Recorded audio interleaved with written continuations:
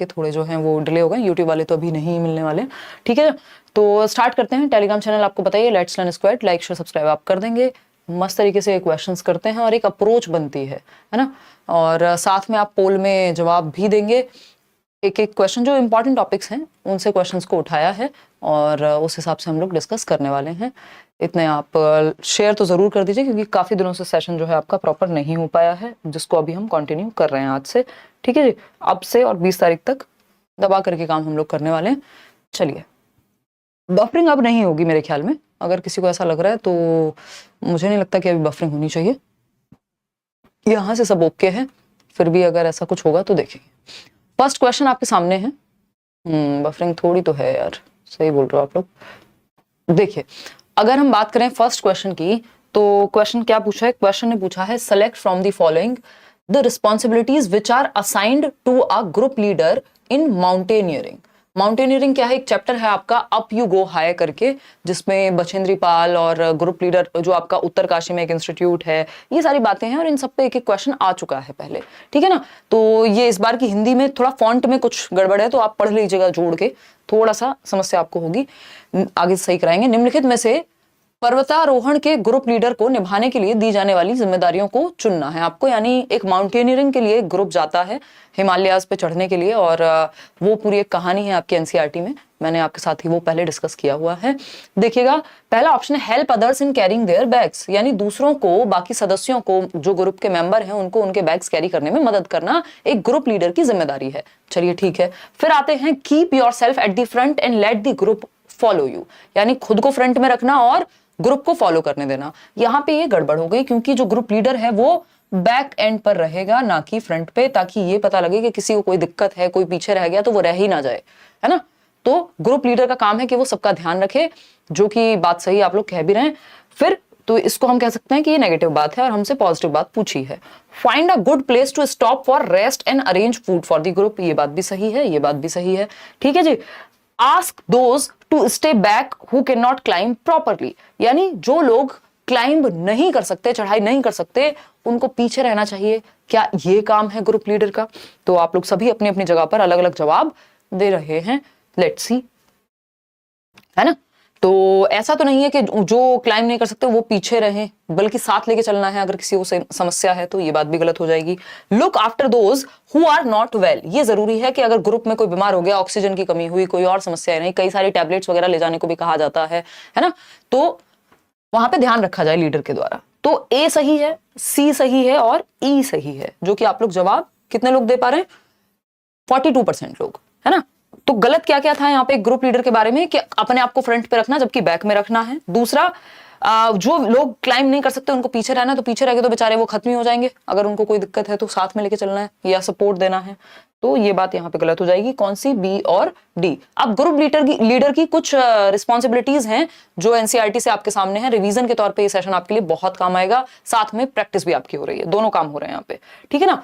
तो अगर हम बात करें, ये बछेंद्री पाल हैं और माउंट एवरेस्ट पे चढ़ने की जो पूरी कहानी है वो हमने यहाँ डिस्कस की हुई है। एक क्वेश्चन जो है प्रीवियसली पूछा जा चुका है पेपर में कि mountaineering camp Nehru institute of mountaineering कहाँ स्थित है, तो हमें पता होना चाहिए उत्तरकाशी में, यानी उत्तराखंड में अगर हम कहें तो। इसके अलावा एक नंबर का क्वेश्चन तो ये है direct, Bachendri Pal mount Everest पे चढ़ने की कहानी है इनकी, वो है एक क्वेश्चन। ठीक है, तो हर चीज इंपॉर्टेंट है, हर चीज इंपॉर्टेंट है। अगर हम बात करें फर्स्ट पॉइंट की, तो help others in carrying there bags, यानी दूसरों को, जो ग्रुप लीडर है, भाई लीडर किसको कहेंगे? जो नेतृत्व करता है, जो नेता है वहां पर, वो हेड है, या जो वो दूसरों को बैग्स कैरी करने में मदद करेगा, क्योंकि भारी भारी बैग्स होते हैं, बहुत सारी चीजें हैं। Let the group go ahead and keep to the last, पहले नहीं रहना, ऐसे ही एक ऑप्शन चिपका देता है और हम कंफ्यूज हो जाते हैं। वहां पे क्या लिखा हुआ था? फ्रंट में रहना, जबकि लीडर को फ्रंट में नहीं रहना, पीछे रहना है, ग्रुप को आगे बढ़ने देना है। सेकंड पॉइंट ये हो गया। Help those who can not climb properly, जो लोग चढ़ने में जिनको दिक्कत हो रही है उनको मदद करना, ऐसा नहीं उनको पीछे छोड़ देना, जो कि एक ऑप्शन गलत था उसमें। Find a good place to stop and rest, एक सही जगह ढूंढ करके रेस्ट करने के लिए एक जगह ढूंढना। Look after those who are not well, जो लोग ठीक महसूस नहीं कर रहे हैं, किसी भी कारणवश चढ़ने की वजह से, ऑक्सीजन की कमी की वजह से, कोई और चोट लग गई तो उनका ध्यान रखना।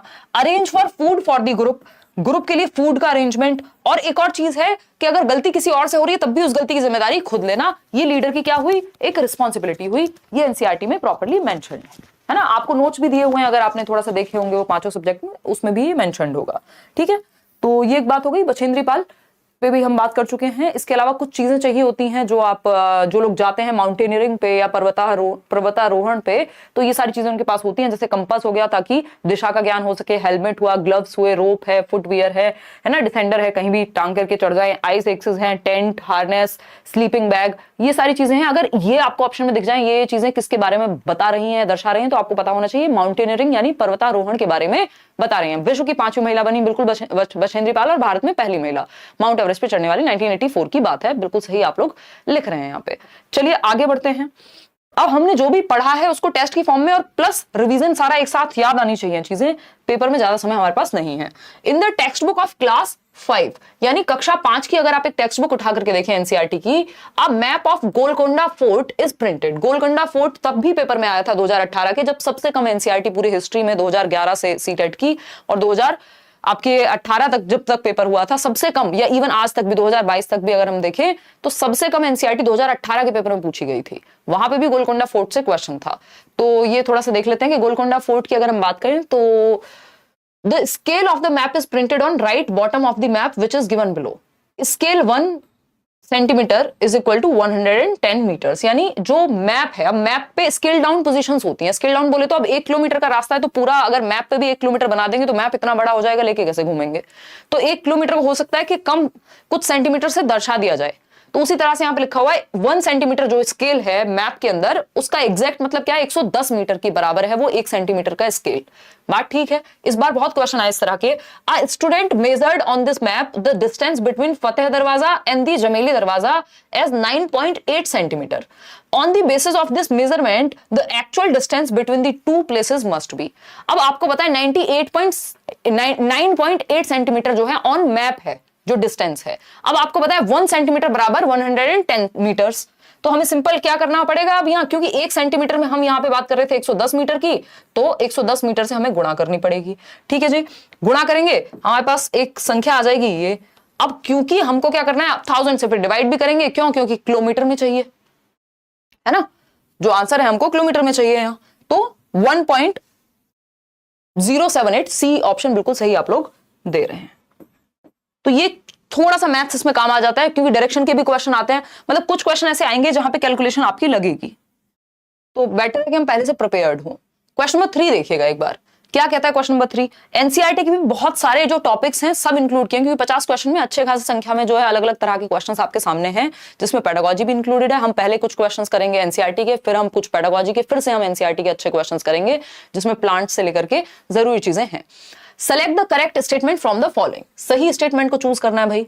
फर्स्ट ऑप्शन है Goa and Puducherry both are on the Arabian sea coast, यानी गोवा और पुदुचेरी दोनों जो हैं अरब सागर। अब आपको पता है इंडिया की अगर हम बात करें मैप की, तो ए आई बी से आपको याद करवाया है। एक तरफ है, अगर हम वेस्ट की बात करें तो अरेबियन सी, अगर हम साउथ की या नीचे बात करें तो क्या हो गया इंडियन ओशियन, और आपका ईस्ट में क्या है बे ऑफ बंगाल। बात ठीक है। तो ए आई बी हम ऐसे लेकर के चलते हैं ताकि हमें याद करने में थोड़ी आसानी हो जाए। इधर अरेबियन सी, नीचे इंडियन ओशियन, और आपका बे ऑफ बंगाल ईस्ट में। ठीक। अब पूछा है कि जो गोवा है और पुदुचेरी है दोनों क्या है अरेबियन सी कोस्ट पे हैं। गोवा इधर है, पुदुचेरी उधर है ईस्ट में, तो बताएं क्या करें। तो ये तो गलत हो जाएगा, क्योंकि गोवा का समझ आता है कि अरेबियन सी के तट पे होगा, लेकिन पुदुचेरी आपका इधर पड़ेगा बे ऑफ बंगाल की तरफ। ठीक है ना। तो ये एक बेसिक बात हो गई। अगर हम बात करें Goa and Puducherry both are on the coast of bay of Bengal, ये भी कहना गलत होगा, क्योंकि गोवा आपका अरेबियन सी के तट पे आ जाएगा। Goa is on the coast of bay of Bengal, Goa bay of Bengal की तरफ, बंगाल की खाड़ी की तरफ कैसे जाएगा भाई, गोवा तो इधर है अरेबियन सी की, अरब सागर की तरफ, तो ये भी गड़बड़।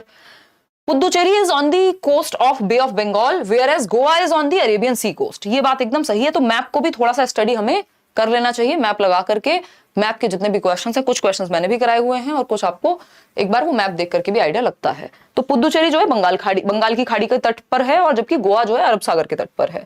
तो ये एक बेसिक सी चीज है जो दिमाग में हमारे मैप अगर हमने एक फोन के वॉलपेपर से लेकर के या दीवार पे कहीं लगाया होगा तो बार बार देखने से इतना आइडिया लग जाता है कि कई बार ऐसे पूछा हुआ है कि भाई आप ये बता दीजिए कि उत्तराखंड के नेबरिंग स्टेट, तो आपको पता है पंजाब है, हिमाचल प्रदेश है, ऊपर बाकी स्टेट्स हैं, है ना। तो अगर हम बात कर रहे थे यहाँ पे अरेबियन सी की, तो गोवा के बारे में पूछा था, इसको थोड़ा सा बड़ा करेंगे, जूम करके देखें अगर, तो यही बात हम अभी कर रहे थे कि AIB अगर हम देखेंगे तो AIB का एक हिसाब हमने बनाया हुआ है। छोटा करेंगे थोड़ा, देखिए तो अगर हम बात करें यहां अरेबियन सी की यानी अरब सागर,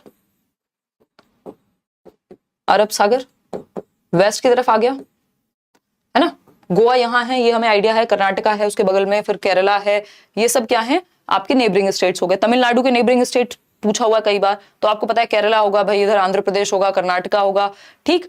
नीचे क्या है इंडियन ओशियन, ठीक, और इधर आपका ईस्ट में हो गया बे ऑफ बंगाल, ठीक। तो ये हमें थोड़ा सा ध्यान रखना है। पुदुचेरी यहां है जो कि बे ऑफ बंगाल की तरफ हो गया, गोवा आपका है ही अरेबियन सी के तट पर। तो बेसिक बेसिक बातें, अब गुजरात है हमें पता है तो भाई अरेबियन सी के तट पर है, महाराष्ट्र हुआ, तो ये सब हमें थोड़ा सा ध्यान यहां रखना है।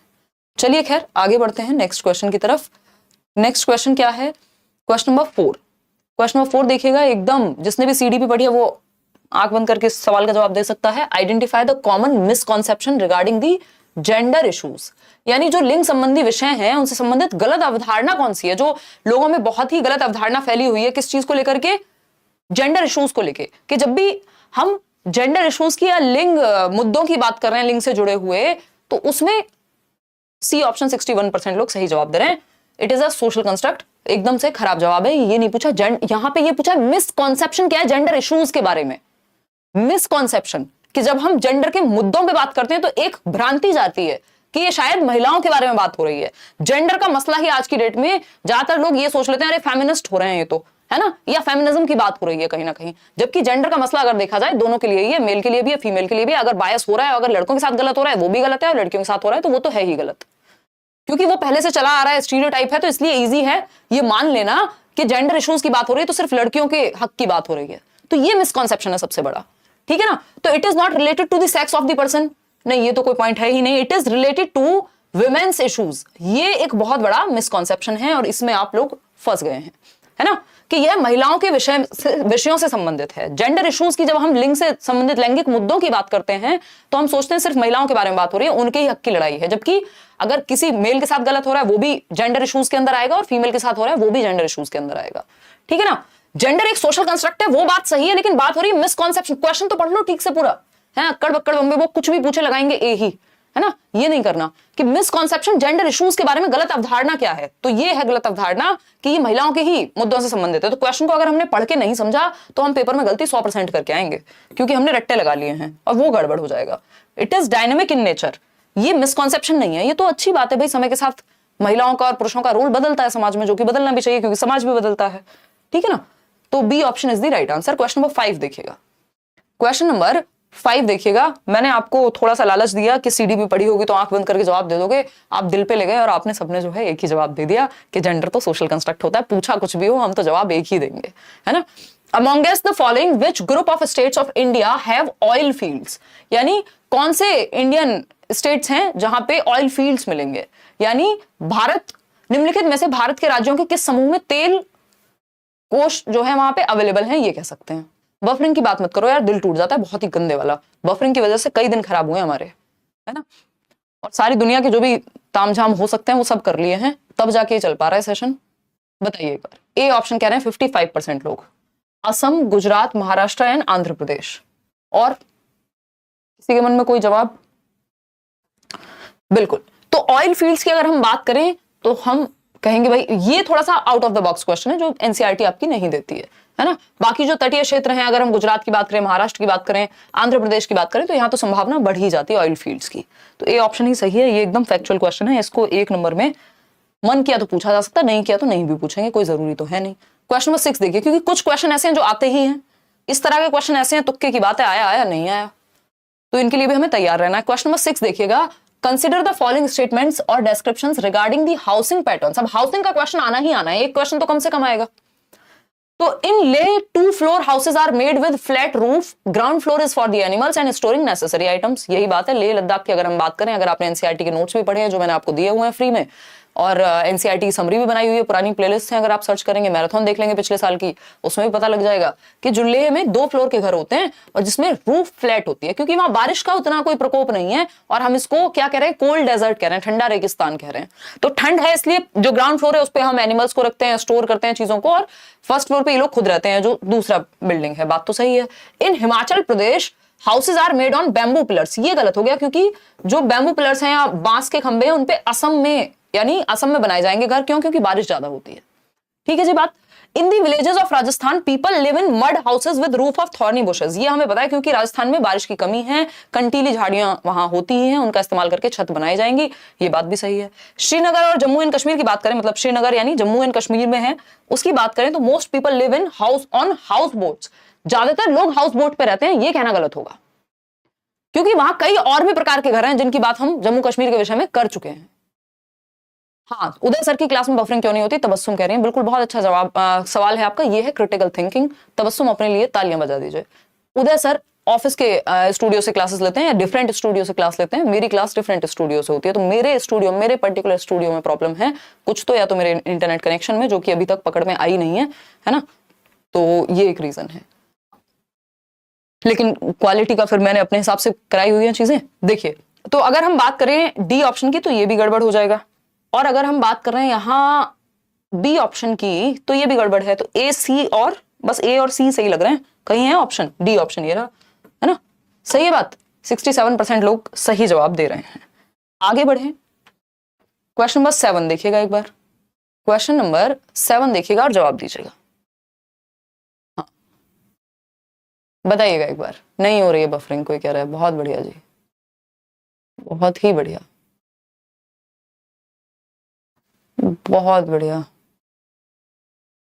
सही है। देखिए, अगर हम बात करें 87% लोग क्या जवाब दे रहे हैं, डी ऑप्शन। फटाफट से थोड़ी सी स्पीड बढ़ाते हैं और आप इसको एक टेस्ट की तरह लेकर के चलेंगे। अच्छा क्वेश्चन है, जवाब दीजिएगा।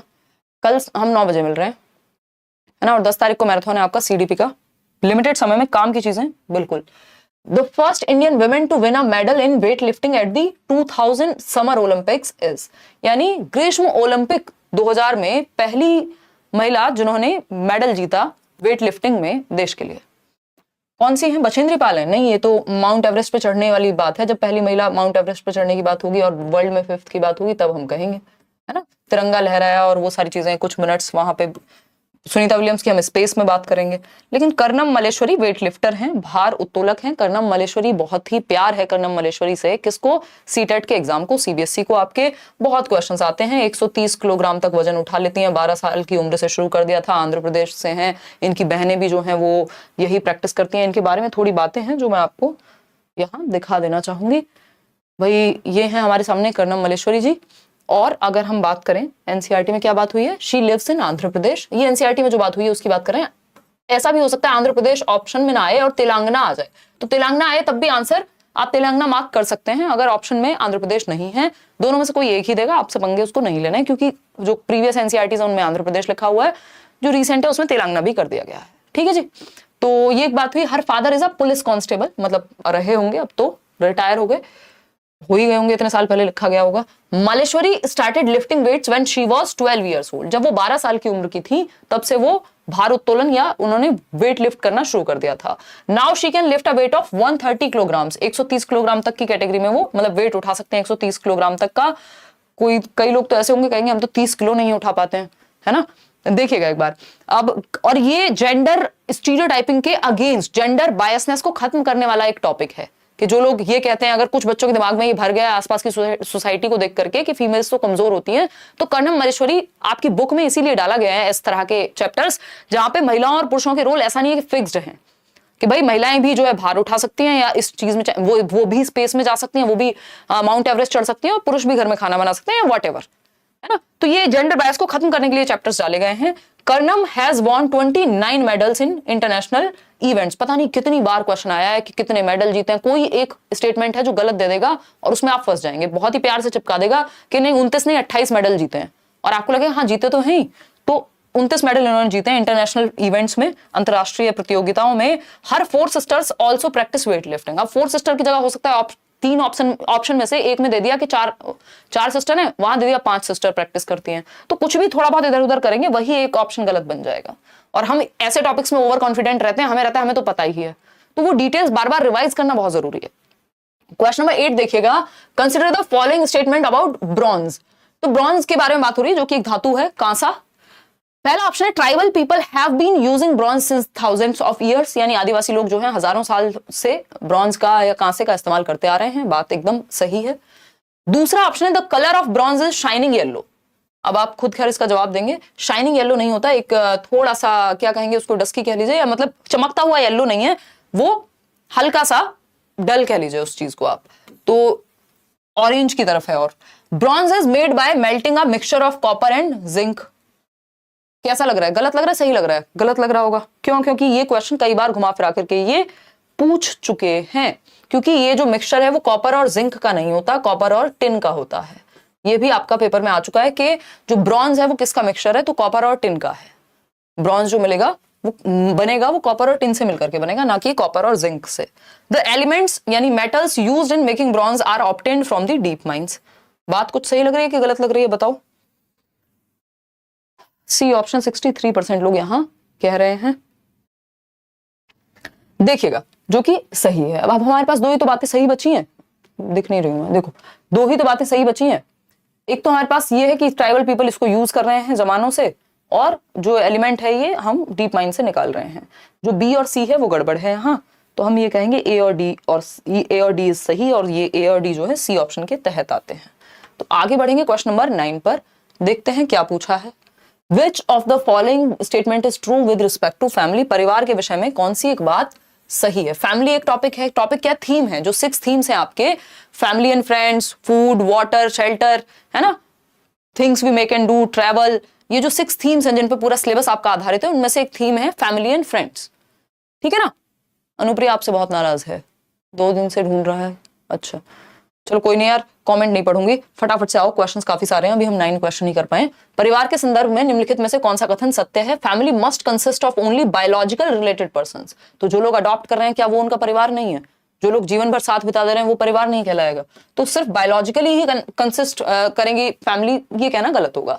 Adopted children can not be called family members, तो ये तो वो वाली बात हो गई, वो रानी लक्ष्मीबाई के बारे में जो विषय में उस समय पे बात थी कि भाई दत्तक पुत्र हैं तो ये पुत्री नहीं कहलाएंगे, फैमिली नहीं बनेंगी, तो खराब हो गई बात। सी ऑप्शन है children living with only one parent can not be called a family, यानी किसी एक पेरेंट की डेथ हो गई, माता या पिता में से किसी एक की, तो बच्चा अगर एक सिंगल मतलब पेरेंट के साथ रह रहा है तो वो फैमिली नहीं कहलाएंगे दोनों। क्यों नहीं कहलाएंगे भाई, है ना? An ideal family can mean different things to different people, ये बात एकदम यहां सही हो गई कि एक आदर्श परिवार का विभिन्न व्यक्तियों के लिए विभिन्न अर्थ हो सकते हैं। किसी के लिए न्यूक्लियर फैमिली जहां बच्चा माँ बाप साथ में रह रहे हैं, किसी के लिए जहां दादा दादी चाचा चाची ताऊ ताई वॉटेवर एक बड़ा जो परिवार है कंबाइंड, जिसको हम क्या कह रहे हैं न्यूक्लियर। और दूसरी फैमिली कौन सी होती है? आप ही लोग लिख दो, कोई बात नहीं, सोचो, इतना कॉमन टॉपिक है, दिमाग ठीक से काम कर नहीं रहा, कोई बात नहीं, मतलब आप समझ गए कि जॉइंट फैमिली, राइट। तो जॉइंट फैमिली, न्यूक्लियर फैमिली, किसी के लिए वो आदर्श हो सकती है कि नहीं भाई जॉइंट फैमिली होती है फैमिली, तो किसी के लिए हो सकता है नहीं न्यूक्लियर फैमिली है, किसी के लिए हो सकता है यार ये मेरे 2 दोस्त हैं यही मेरा परिवार है आज से। तो ये आइडियल जो डेफिनेशन है फैमिली की वो सबके लिए अलग हो सकती है, संयुक्त परिवार, राइट। तो सिंपल बात हो गई, तो D option is the right answer over here, कि आप किसको परिवार मान रहे हैं, किस तरह से आदर्श रूप किसके लिए क्या है, वो डिफरेंट लोगों के लिए डिफरेंट हो सकता है। क्वेश्चन नंबर 10 देखिएगा, क्वेश्चन नंबर 10 देखिए क्या पूछा है। Seasonal movement of people in search of new pastures is called, यानी नए काम की तलाश में लोगों का मौसमी आवागमन क्या कहलाता है? यानी मौसमी आवागमन मतलब मौसम चेंज हुआ, यहां सर्दी है तो गर्मी की तरफ चले गए, कहीं गर्मी है तो गर्मियों में कहीं सर्दी की तरफ चले जाते हैं। पक्षी भी करते हैं ये सब, और लोग भी करते हैं, इंसान भी करते हैं कि भाई जब बहुत ज्यादा बर्फ पड़ रही है किसी एक एरिया में तो थोड़े मैदानी इलाकों में आ जाएंगे, वहां कुछ काम ढूंढेंगे, और जब मैदानी इलाकों में जो है काम कम है या फिर वहां बर्फ का समय जा चुका है और वहां कोई रोजगार है कुछ है तो वहां चले जाएंगे वापस। तो इसको हम बिल्कुल, आप लोग सही जवाब दे रहे हैं, ट्रांसह्यूमेंस कहते हैं, यानी ऋतु प्रवास कहेंगे, क्योंकि ये डिस्प्लेसमेंट नहीं है। डिस्प्लेसमेंट कब है? जब आपकी इच्छा के विरुद्ध आप जहां रह रहे हैं वहां से आपको हटा करके किसी ने भी कहा कि भाई यहां से निकलो तुम, ये 2-4 रुपए हैं ये रखो, या जो भी करना है ये जगह आपको छोड़नी पड़ेगी। डिस्प्ले, वो मूवीज में देखा होगा ना आपने कि यहाँ हॉस्पिटल था पहले, या कुछ लोग रहते थे ओल्ड एज होम था और किसी बिल्डर का मन किया कि नहीं यहाँ तो मॉल बनेगा, फिर उसके लिए लड़ाई हो रही है, तो वो डिस्प्लेसमेंट है कि लोग चाहते नहीं है बट उनको उस जगह से हटाया जा रहा है। तो वैसी बात तो नहीं है, यहाँ तो इच्छा से जा रहे हैं लोग। माइग्रेशन का ही एक तरह से प्रकार है डिस्प्लेसमेंट। माइग्रेट तो करते ही है ना डिस्प्लेसमेंट में भी, कि आप एक जगह से दूसरी जगह पे जा रहे हैं, वो माइग्रेशन है। नोमैड्स होते हैं खाना बदोश, कहीं रुकते ही नहीं, उनका ना कोई घर है ना ठिकाना, कहीं भी कभी भी रहना शुरू। तो ये ट्रांसह्यूमेंस है क्योंकि ऋतु के हिसाब से यहाँ पे प्रवास है। आगे बढ़ेंगे, क्वेश्चन ये आया हुआ क्वेश्चन है। क्वेश्चन में 11 देखिएगा, आसान सा सवाल है। सॉल्व द फॉलोइंग रिडल, एक पहेली है जो सॉल्व करनी है। क्या कह रहे हो, बहुत पहेलियां सुलझाई हैं आपने। My claws are pink, feathers grey, गुटर गू I go on all day, in house I make my home, just tell how I am known. मतलब क्या है, कोई एक पक्षी है जो कह रहा है कि भाई रंग सलेटी पंजे गुलाबी, गुटर गू करता हूं, दिन भर शोर मचाता हूं, घरों में अपना घर बनाता हूं, बोलो क्या कहलाता हूं। क्या है गुटर गू कौन करता है, ये तो आपको पता ही है ना बचपन से। कोयल गुटर गू करती है। कौन से स्कूल में पढ़ रहे हो सरकार, ये स्कूल के पीछे लंच ले जाके है? नहीं, पिजन, एग्जैक्टली सही जवाब दे रहे हो आप लोग, ये तो सभी ने सही जवाब दिया इसका, ठीक है ना। 89%, 11% लोग हैं, पता नहीं कहां से आते हैं ये लोग हैं। ये डव नहीं है, कोयल नहीं है, कोयल की तो अलग ही है, आपको बताइए, बारबेट भी नहीं है, पिजन है ये, यानी कबूतर है। आपकी बालकनी में अगर कबूतर नहीं है, मतलब अगर आपने इसका सही जवाब नहीं दिया, इसका मतलब आपके घर में घोंसला नहीं बना है अभी तक। क्वेश्चन नंबर 12 देखिएगा, consider the following statements about Honey बीज एंड बी हाइव्स, यानी मधुमक्खियों और उनके छत्तों के विषय में निम्नलिखित कथनों पर विचार कीजिए। मधुमक्खी चैप्टर है एक, वो अमृता वाला, और पूछा जाता है बहुत बार, मधुमक्खियों पे क्वेश्चन आया है, और बी हाइव जो मधुमक्खियों का छत्ता है उसके ऊपर। तो अगर हम बात करें, there are only a few male honey bees in a bee hive, यानी किसी शहद के छत्ते में केवल कुछ ही नर मधुमक्खियां होती हैं, जो कि एकदम सही है, आपके एनसीईआरटी में मेंशन्ड है कि जो मेल बीज हैं या मेल हनी बीज हैं वो बहुत कम होती हैं। जो ज्यादा रोल है वो फीमेल बीज का ही है, एक किसमें, बी हाइव में, यानी मधुमक्खी के छत्ते में। बात सही है, ट्रू है ये। A beehive has only one queen bee that lays egg। भाई क्वीन बी उसको इसीलिए कह रहे हैं क्योंकि वो एग ले करने का काम करती है और एक ही क्वीन बी होगी, बाकी सारी वर्कर बीज होती हैं, और उसमें भी जो है मेजॉरिटी जो है फीमेल बीज हैं। Male bees are very important for making hives, नहीं, मेल बीज का कोई खास रोल है नहीं बी हाइव में अगर हम देखें तो। फिर आता है D option, male bees fly around flowers in search of nectar and the female bees collect nectar from the flowers for honey. क्या कहना चाहेंगे, अब आपके पास कितनी चॉइसेस हैं, 4 चॉइसेस हैं, एक ही जवाब सही होने वाला है, फटाफट से जवाब दीजिए। बफरिंग वगैरह मेरे ख्याल में नहीं हो रही होगी, कोई कह रहा है बहुत ज्यादा बफरिंग हो रही है, यार ऐसी खराब बातें मत करो, मैं भी चेक कर लेती हूँ, बताओ एक बार।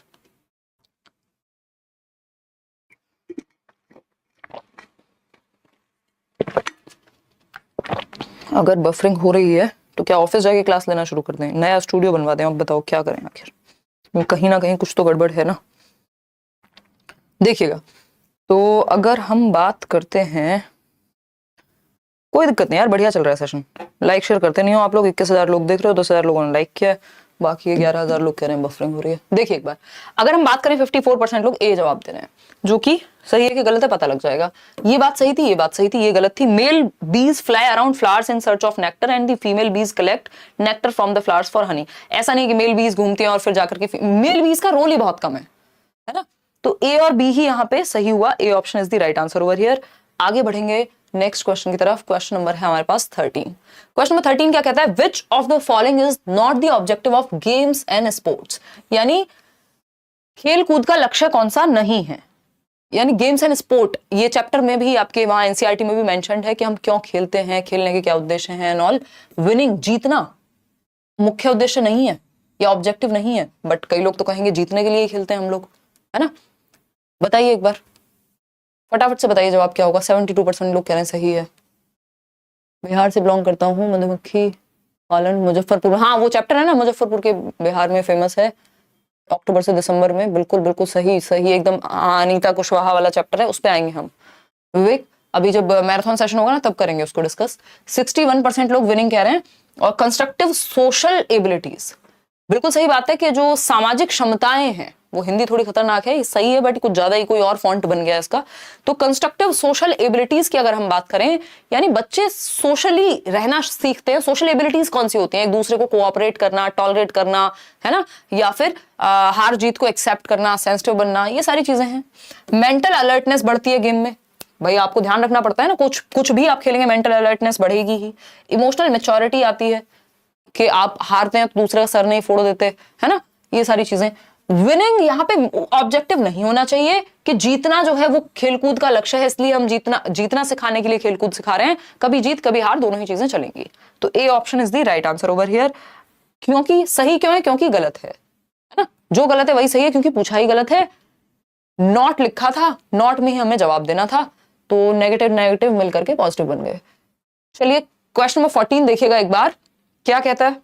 आसान से सवाल है। The percentage of fresh water available on the earth is, यानी पृथ्वी पर उपलब्ध ताजे जल का प्रतिशत, यानी फ्रेश वाटर कितना है, ये पूछा है हमसे, बताइएगा। फ्रेश वाटर, अब इसमें कई लोग गड़बड़ करेंगे, हालांकि ऑप्शन इन्होंने अच्छा दिया हुआ है। 2.7%, 2.5 से 3% के बीच में ही है जो फ्रेश वाटर है ना। 97% में से सिर्फ 3% के अराउंड है जो फ्रेश है वाटर। आगे बढ़ेंगे, question number 15। Musical instruments been and tumba are made from dried, यानी जो बीन और तुम्बा जैसे वाद्य यंत्र हैं वो किस सूखी चीज से बनाए जाते हैं, ये भी एनसीईआरटी में गिवन है। ये गोड यानी लौकी से, सूखे हुए लौकी से, कद्दू यानी पंपकिन, जैक फ्रूट कटहल, या आर्टिक हाथी चक या वज्रांगी, बताइए। बिल्कुल, किससे? ड्राइड गोड यानी लौकी से। और इसमें बीज भी संभाल के रखते हैं लोग एनसीईआरटी में, ये भी बात है ना, जो सीड्स होते हैं वो सड़ने से बचाने के लिए ड्राइड गोड में यानी लौकी में रखते हैं। और जो बीन है या टुम्बा है, जो इसको कालबेलियाज या सपेरे यूज करते हैं, वो भी इससे बनेगी। ये भी एनसीईआरटी में चैप्टर है। क्वेश्चन नंबर 16 देख लीजिए। Assessment as learning provides opportunities for, यानी सीखने के रूप में आकलन। असेसमेंट एज लर्निंग, 3 तरह के असेसमेंट आप पढ़ते हैं। असेसमेंट है तो कई सारे, बट यही इंपॉर्टेंट है। Assessment as learning, for learning, of learning, in भी होता है, एट भी होता है, बट ये 3 सबसे महत्वपूर्ण है। एज लर्निंग का मतलब है सेल्फ असेसमेंट, जब आप खुद का आकलन कर रहे हैं, या फिर आपका पीयर ग्रुप यानी आपके साथी समूह आपका आकलन कर रहे हैं, ये दोनों एज लर्निंग में आते हैं। फॉर लर्निंग में सीखने के लिए आकलन, जैसे अभी चल रहा है, फाइनल रिजल्ट नहीं आपके पास, एफ आ जाएगा। ऑफ लर्निंग क्या है? पेपर हो चुका है, रिजल्ट आ गया सामने, वो ऑफ लर्निंग है।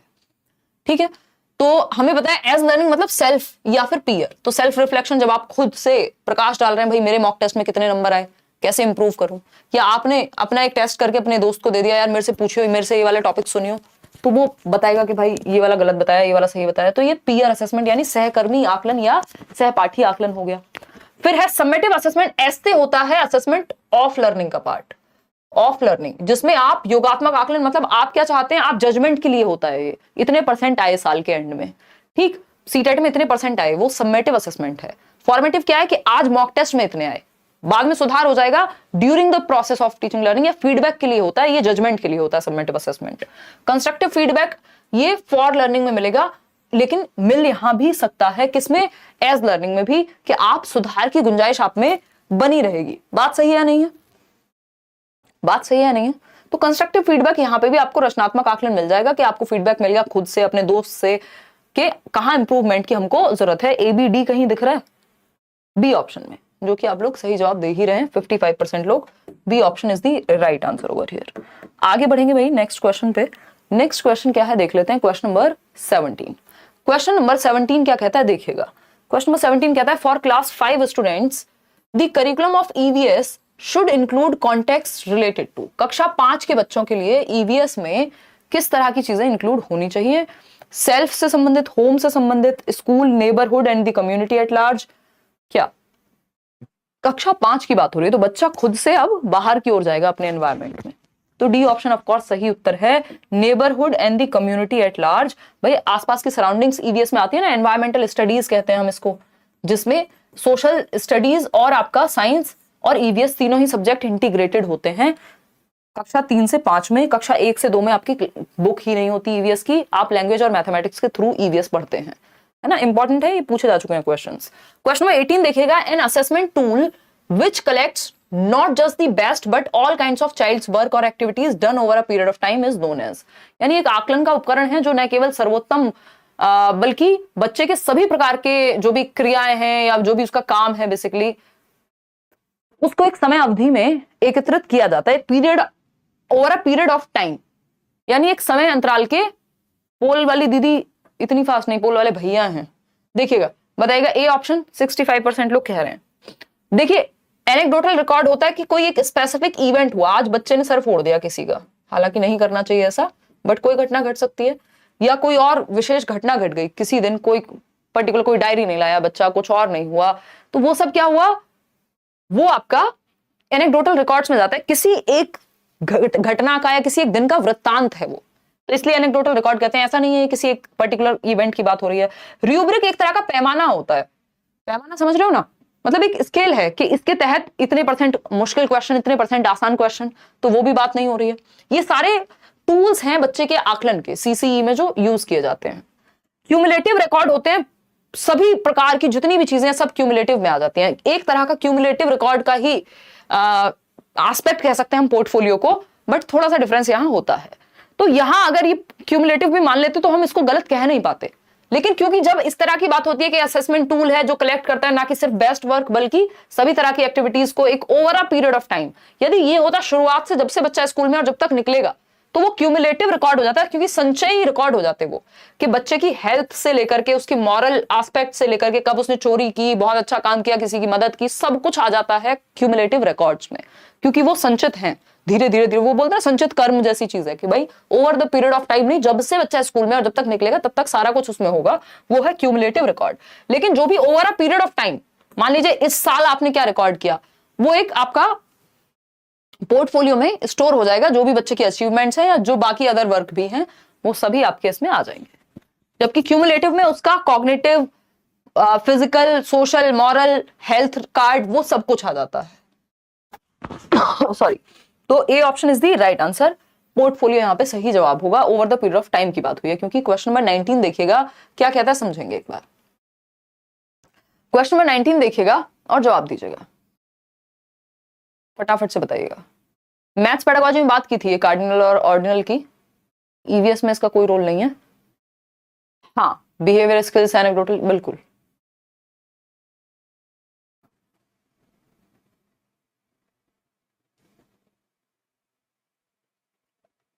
मिस्टर थॉर्नडाइक कह रहे हैं पीडीएफ नहीं मिला है, या कुछ रीजन से इस बार पीडीएफ आपका यूट्यूब वाला डिले हुआ है, तो आपने ऑफ कोर्स प्रैक्टिस तो की ही होगी, मैं ये उम्मीद कर रही हूँ। ये वाले सेशंस का आपको पीडीएफ साथ के साथ मिल जाएगा, बाकी सेशंस का भी मैं ट्राई करती हूँ, अगर आपको पीडीएफ मिल पाता है तो बैच में तो मिल ही जाएगा। यहाँ जो है थोड़ी संभावना अब कम लग रही है, देखिएगा, तो वो आप सेशन से रिवाइज कर लीजिएगा उसको कृपा करके। 75% लोग EVS is visualised as an integrated subject because, भाई हम इसको एक इंटीग्रेटेड सब्जेक्ट कह रहे हैं, इसी की बात कर रही थी मैं थोड़ी देर पहले। तो ईवीएस को एक एकीकृत विषय के रूप में देखा जाता है, क्योंकि it draws insights from the sciences, social sciences and environmental education. बात सही लग रही है, सुंदर लग रही है सुनने में। It involves students, teachers and parents in the study of EVS. इसलिए इंटीग्रेटेड नहीं कह रहे कि पेरेंट्स को, टीचर्स को इंक्लूड करते हैं, इंटीग्रेटेड इसलिए कह रहे हैं क्योंकि 3 विषय इसमें समाहित हैं। वो कौन से हैं? साइंस भी है, सोशल साइंस भी है, और ईवीएस तो है ही अपने आप में। इसलिए क्योंकि जब बच्चा ईवीएस पढ़ रहा है तो क्योंकि वो साइंस और सोशल साइंस को या सोशल स्टडीज को बांट के नहीं देखता, वो उसके एनवायरमेंट का ही हिस्सा है। पेड़ लगा हुआ है तो वो ये नहीं कहेगा अरे ये तो ज्योग्राफी का हिस्सा हो गया, उसके लिए वो उसके एनवायरमेंट का हिस्सा है।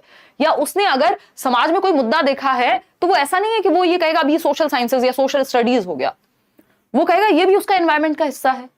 अगर एनवायरमेंट में कोई और एक्टिविटी, बारिश होते हुए देख रहा है, तो वो ये नहीं कहेगा अभी ये ईवीएस के अंदर पढ़ा था मैंने। ये तीनों ही एस्पेक्ट इंटीग्रेट हो गए एक ही सब्जेक्ट में जो ईवीएस है, जिसमें आपका विज्ञान भी आ गया, आपका सामाजिक विज्ञान भी आ गया, और आपका एनवायरमेंटल स्टडीज या एनवायरमेंटल एजुकेशन यानी पर्यावरणिक शिक्षा भी आ गई। तो इसलिए इंटीग्रेटेड कहा जाता है क्योंकि तीनों सब्जेक्ट इसमें जुड़े होते हैं, कक्षा 3 से 5 तक की अगर हम बात करें। It integrates community in the learning of EVS. इसलिए इंटीग्रेटेड थोड़ी कह रहे हैं, उसका रीजन है। ये सारी बातें अपनी जगह सही होंगी, लेकिन बेस्ट ऑप्शन ए है। It integrates activities, experiments and discussions into the learning of EVS. जो बेस्ट या सही सटीक जवाब है उसका वो ए ऑप्शन है। क्वेश्चन नंबर 20 देखिएगा और जवाब दीजिएगा। ये क्या कहता है? Which of the following should become the major medium in the process of learning EVS. यानी ईवीएस में सीखने की प्रक्रिया में निम्नलिखित में से कौन सा सबसे प्रमुख माध्यम बनना चाहिए, है ना। सबसे सटीक माध्यम या मीडियम किसको बनाएं, टीचर्स को बनाएं, स्टूडेंट्स को बनाएं, एनवायरमेंट को बनाएं या पेरेंट्स को बनाएं। हमें पता है ट्राइपोलर एजुकेशन की बात कौन करता है, जॉन डुई करते हैं। वो कहते हैं 3 पोल्स हैं, त्रिध्रुवीय है एजुकेशन, एक तरफ टीचर है, एक तरफ स्टूडेंट है, एक तरफ एनवायरमेंट है, या फिर आप इसको करिकुलम कह लीजिए या फिर आप इसको कंटेंट कह लीजिए। ये है ट्राइपोलर एजुकेशन। 1 नंबर का क्वेश्चन ये भी आ चुका है पहले, है ना, सीडीपी में पूछ लेगा। बट हमें पता है कि और 2 पोलर की या बाइपोलर की अगर हम बात कर रहे थे तो एडम ने कहा था कि बाइपोलर होती है, सिर्फ टीचर होता है और स्टूडेंट होता है, लेकिन बाद में एनवायरमेंट का बहुत बड़ा रोल है और यहां तो एनवायरमेंट ही पढ़ाने की बात हो रही है। तो अगर हम बात करें एनवायरमेंट की, तो एनवायरमेंट सबसे बड़ा मीडियम होना चाहिए एनवायरमेंट पढ़ने के लिए। भाई अगर हम किसकी बात करें, हम एनवायरमेंट की बात कर रहे हैं, तो एनवायरमेंट में ले जाकर के सिखाएं ना, बजाय कि उसको पेपर पे पढ़ाने के। हिंदी कितने महान व्यक्ति ने टाइप किया है, कुछ समझ नहीं आ रहा है। देखो मैं पढ़ पा रही हूं लेकिन, है ना, ये हल्का सा वो हिंदी के अंदर भी तोड़ के निकाल करके, ये एक्चुअली हमारे टाइपिस्ट जी की गलती नहीं है, ये हमारे उन्होंने टाइप किया होगा विंडोज में, और हमारा जो सिस्टम है जो मैं यूज करती हूँ वो मैक है, तो कुछ तो गड़बड़ होकर के और वो फाइल इधर उधर मिक्स करने में ये रिजल्ट आ गया आपके सामने। अदरवाइज ये ठीक रहेगा, कल से मैं थोड़ा सा देख भी लूंगी, मैथ्स पेडागोजी भी कराएंगे, डोंट वरी। तो एनवायरमेंट सबसे बड़ा मेजर मीडियम होना चाहिए। जब आप एनवायरमेंट सिखा रहे हो तो एनवायरमेंट में ले जाकर के सिखा दो ना, टीचर स्टूडेंट पेरेंट्स ये मेजर नहीं है, एनवायरमेंट मेजर है। बच्चा क्योंकि एनवायरमेंट में रहता है ना, तो रियल लाइफ से सिखा दिया आपने। क्वेश्चन नंबर 21 देखिएगा एक बार, क्वेश्चन नंबर 21 देखिएगा। The most appropriate rational for introducing environmental studies at the primary level is to, यानी प्राथमिक स्तर पर पर्यावरण अध्ययन ईवीएस शुरू करने के लिए सबसे उपयुक्त तर्क क्या है, बताइएगा, फटाफट से बताइएगा। मैं पढ़ रही हूं हिंदी साथ साथ, परेशान मत हो, है ना। देखिएगा एक बार, तो अगर हम बात करें न केवल मानव अस्तित्व बल्कि पृथ्वी पर सभी जीवन रूपों सहित पर्यावरण के महत्व को समग्र रूप से समझने के लिए सराहना करें। ईवीएस को प्राइमरी लेवल पे अगर हम बात करें तो इसका इंट्रोड्यूस करना है, तो at the primary level is to appreciate the importance of the environment in a holistic manner, not only for human survival but for all life forms on earth. Environmental या एनवायरमेंटल स्टडीज का यही उद्देश्य है। बात तो सही लग रही है, फिर भी पढ़ लेते हैं। Appreciate the importance of environment, study the environment to solve various problems related to pollution. सिर्फ पोल्यूशन ही एक प्रॉब्लम है क्या एनवायरमेंट में? Engage the child in exploratory activities related to the environment, यानी बच्चा जहां एक्सप्लोर कर सके। मोस्ट एप्रोप्रिएट रैशनल, यानी सबसे सही तर्क एनवायरमेंट पढ़ाने का कहां पे? आपके प्राइमरी लेवल पे, बताइएगा।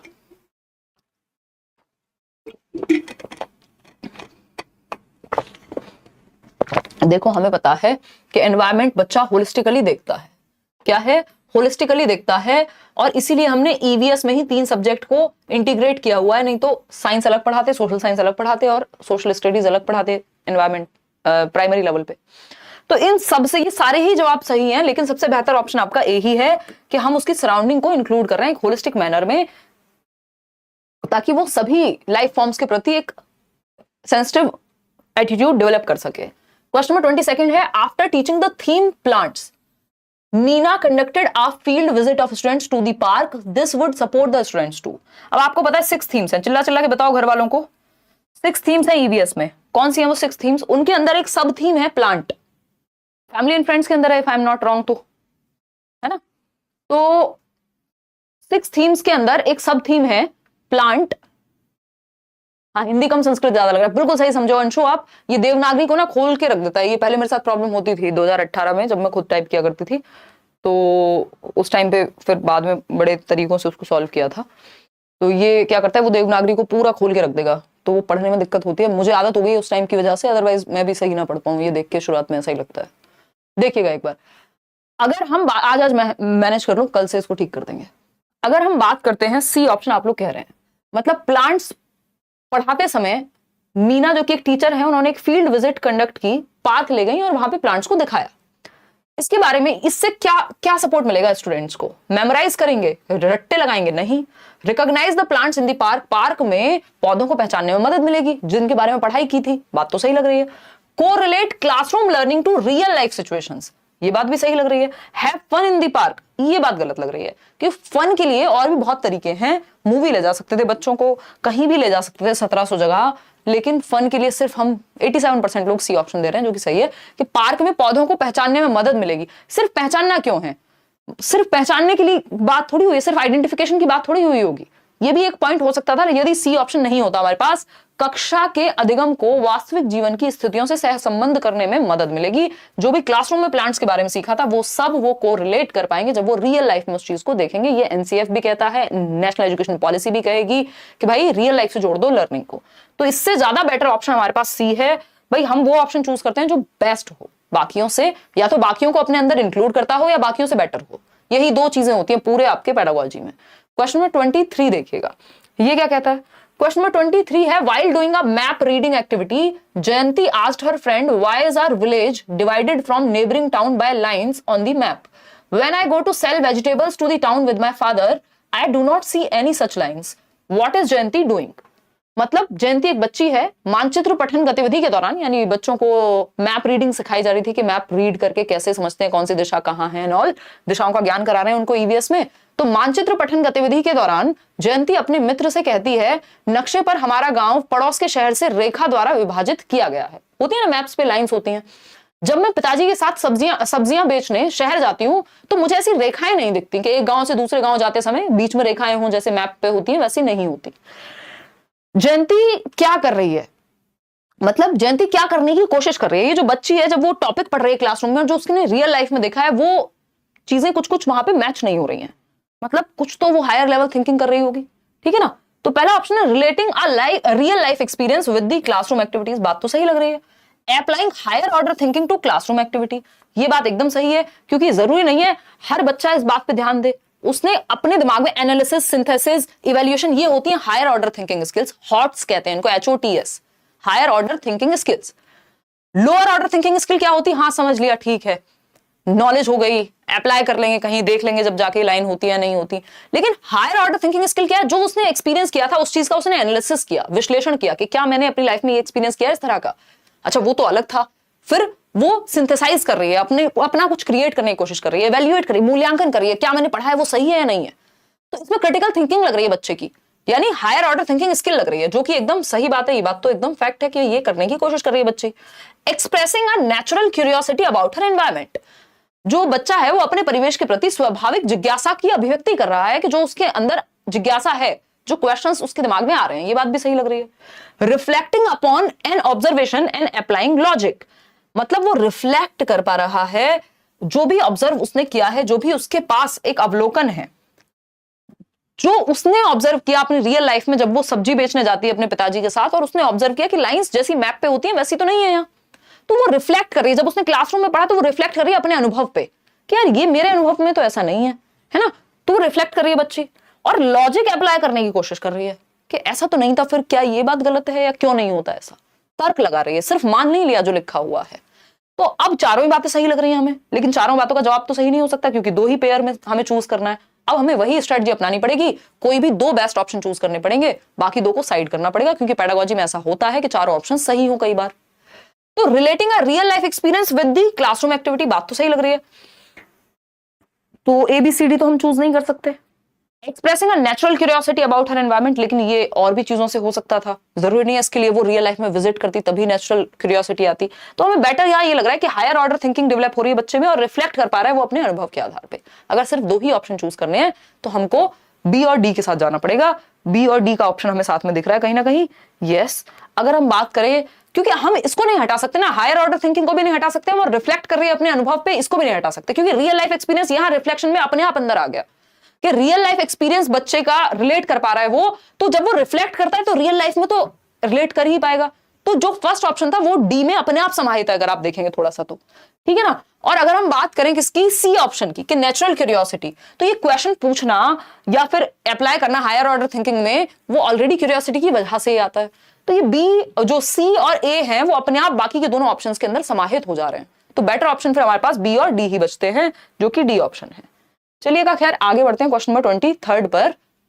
ये इस तरह की लाइंस होती है, इनकी बात हो रही थी, और फिर जब वो बच्चा रियल में जब जाता है कहीं अपने पिताजी के साथ सब्जी बेचने, तो उसको दिखता है यार एक गांव से दूसरे गांव चले जाते हैं, कहीं लाइन तो है नहीं जैसी मैप पे होती है, ऐसा थोड़ी ये वाला गांव खत्म हो गया अब एक लाइन आ गई जमीन पे, ठीक है ना। वो माइलस्टोन लगा होगा, बात अलग है। क्वेश्चन नंबर 24 देखिएगा, थोड़ा सा स्पीड बढ़ाएंगे। क्वेश्चन नंबर 24, दुर्गा टेल्स रानी, दुर्गा एक बच्ची है, रानी को बता रही है, On Purnima full moon night, moon is round like chapati made by Ma. Kabir says no, it is like the puri fried in oil. Ranveer says no, you both are wrong. It is a football kicked by me in the sky. The explanation given by children indicates the development of which of the following objective. यानी कि हाँ, कोई कह रहा है ma'am board ने option A और सी ही माना है। अभी चेक कर लेंगे विकास, अभी चेक कर लेंगे, पहले ये कर लेते हैं। 23 है ना वो क्वेश्चन नंबर, एक बार चेक कर लेंगे सारे सेशंस होने के बाद, मतलब सारी, क्योंकि मेरी नजर में ए और जो आपका ए और डी है वो नहीं माना होगा, क्योंकि मैं भी एक बार मैच कर लेती हूँ, ऐसा नहीं होता जनरली, फिर भी एक बार चेक कर लेंगे, डोंट वरी। बुक में है, बुक को तो छोड़ ही दो जब तक फाइनल ऑफिशियल आंसर की नहीं देख रहे हो। और ऑफिशियल आंसर की में भी कुछ महान टीचर्स हैं जो घुमा देते हैं अपनी मर्जी से कि नहीं ये होना चाहिए, जबकि जनरली ऑफिशियल आंसर की में रेयर कभी गलतियां होती हैं।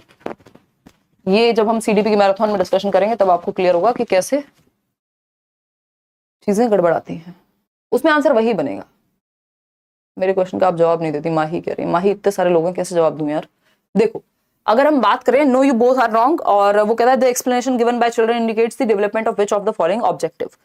मतलब एक बच्चा है, दुर्गा रानी से कह रही है कि पूर्णिमा पर चांद माँ की बनाई हुई रोटी के जैसा होता है, एकदम गोल, फुल मून नाइट है, ठीक है ना। जबकि कबीर बच्चा दूसरा है, वो कह रहा है कि नहीं तेल में तली हुई पूरी के जैसा गोल होता है। रणवीर कह रहा है कि नहीं तुम दोनों गलत हो, ये तो आकाश में मैंने फुटबॉल उछाली हो ऐसा लगता है चांद देख करके पूर्णिमा पे, जब वो फुल मून वाली नाइट पे। अब इसमें बच्चों की जो ये एक्सप्लेनेशन है वो एक्सप्लेन कहां से कर रहे हैं? अपनी थिंकिंग से कर रहे हैं, अपनी इमेजिनेशन से कर रहे हैं, अपनी रीजनिंग से कर रहे हैं, लैंग्वेज का प्रयोग कर रहे हैं। किसके अंदर आती हैं ये सारी चीजें? Language, reasoning, thinking, problem solving, imagination, decision making, ये सब कहां आएंगी? ये कॉग्निटिव एस्पेक्ट में आती हैं, है ना। आज भी हम डिस्कस कर रहे थे बैच में कॉग्निटिव, अफेक्टिव और साइकोमोटर। आपको सीटेट में पूरा ब्लूम टेक्सोनॉमी नहीं पढ़ना, लेकिन ये तीन पक्ष आपको पता होने चाहिए, क्योंकि नेशनल एजुकेशन पॉलिसी भी कह रही है कि बच्चे का होलिस्टिक डेवलपमेंट होना चाहिए, होलिस्टिक असेसमेंट होना चाहिए, जिसमें उसके दिमाग, दिल और फिजिकल एक्टिविटी तीनों को हम जोड़ दें। तो कॉग्निटिव एस्पेक्ट जो है वो संज्ञान यानी मेंटल स्किल से जुड़ा हुआ है, बच्चे के ब्रेन से जुड़ा हुआ है, जहां से ये बातें आ रही हैं। हाथों से थोड़ी सोच रहा है बच्चा, ब्रेन से सोच पा रहा है। अफेक्टिव होता है इमोशंस की बात, यहाँ कोई एज सच इमोशन की उतनी बड़ी बात है नहीं, लेकिन इमोशन जुड़े भी हुए तब भी वो कॉग्निटिव एक्टिविटी इसमें ज्यादा यूज हुई है। सॉरी। साइकोमोटर की अगर हम बात कर रहे हैं तो साइकोमोटर में फिजिकल एक्टिविटी आती है।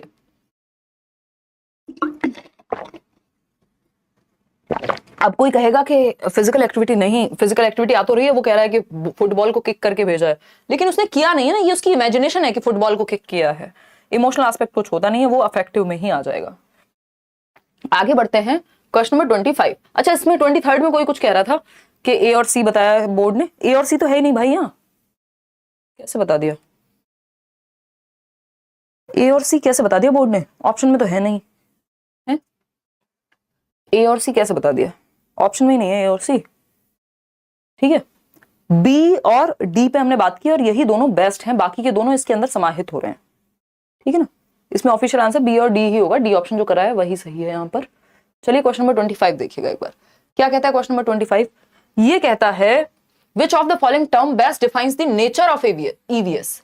टॉपिक है आपका, जब आप पेडागोजी पढ़ते हैं तो टॉपिक आता है एनसीईआरटी में, nature of EVS, nature of mathematics, यानी ईवीएस की प्रकृति कैसी है, पर्यावरण अध्ययन की। परमानेंट है, परमानेंट तो दुनिया में कुछ नहीं होता।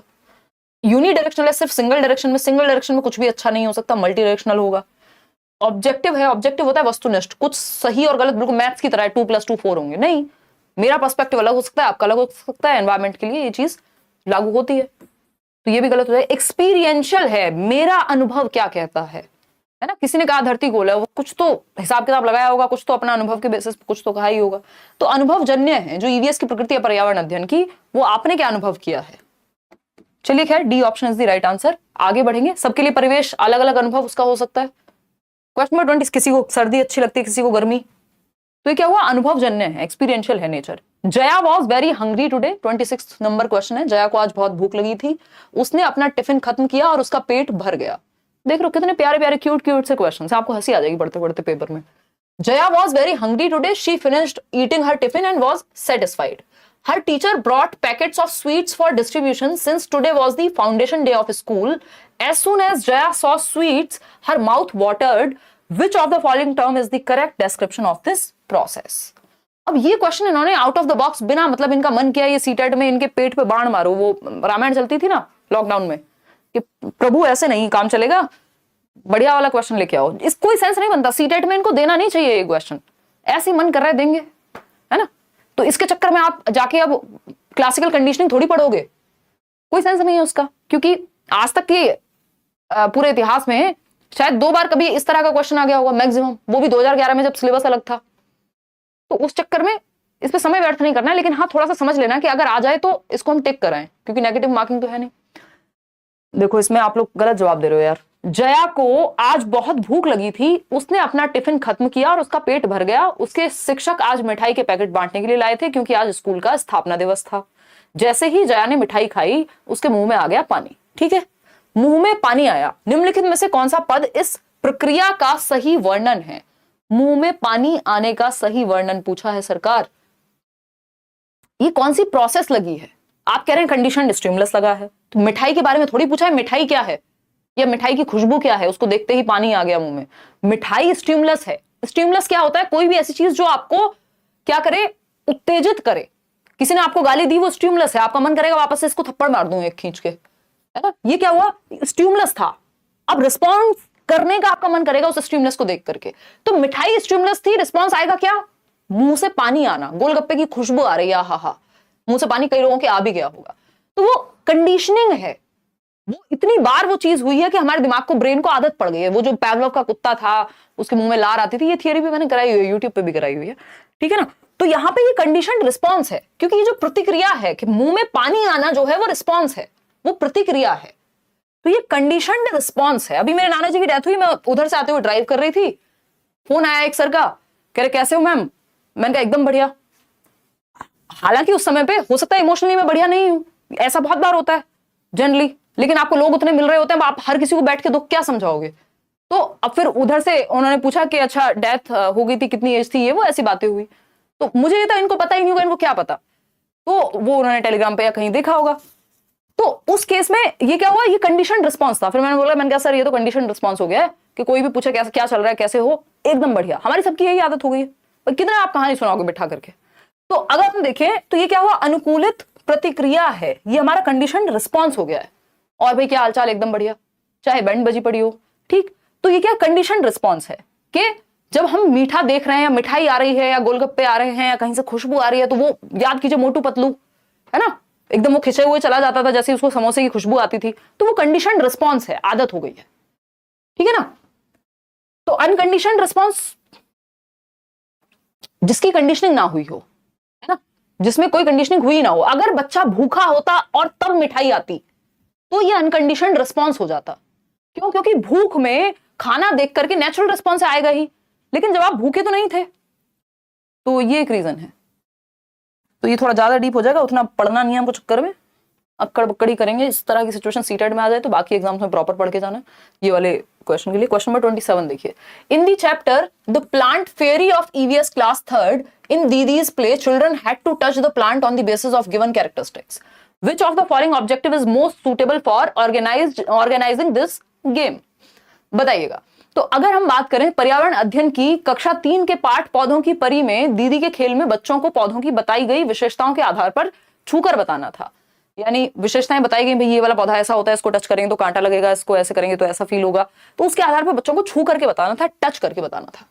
Which of the following objective is most suitable for organizing this game? किस उद्देश्य को ध्यान में रखते हुए इस गेम को ऑर्गेनाइज कराया गया, बताइएगा एक बार।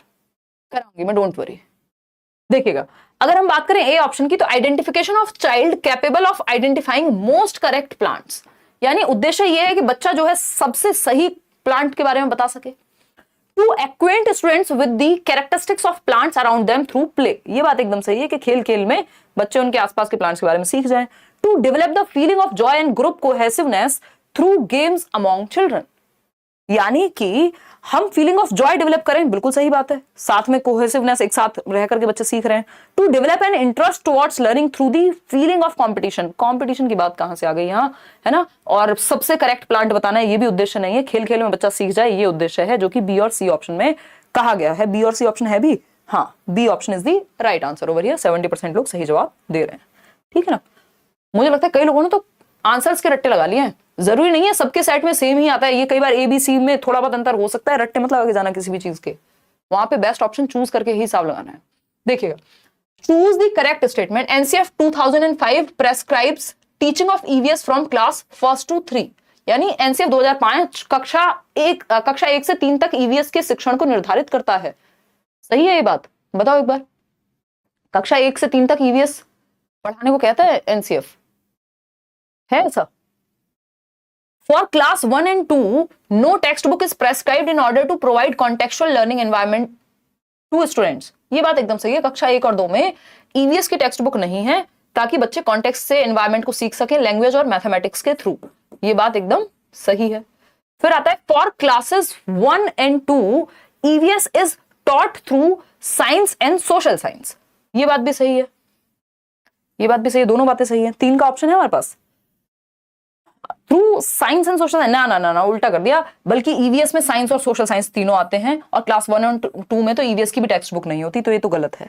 EVS is a subject taught to class 4th और 5th ओनली, नहीं 3rd to 5th होता है, तो सिर्फ बी ही ऑप्शन यहां हमें नजर आ रहा है सही। ऐसा नहीं है कि प्रेस्क्राइब किया टीचिंग को सिर्फ 1st to 3rd ही पढ़ाओ, बल्कि 3rd to 5th पढ़ाना है, ये बात हुई है।